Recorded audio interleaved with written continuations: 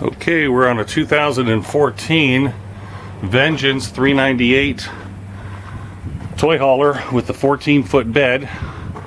We have a 5500 Onan generator.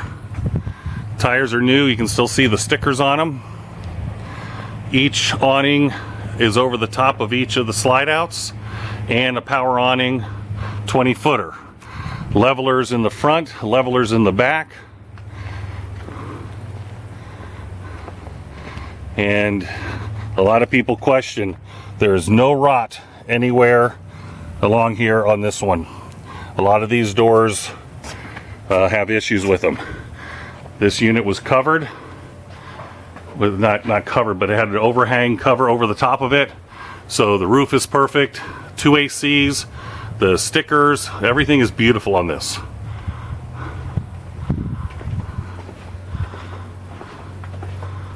And that's about it. Outside stereo, outside shower.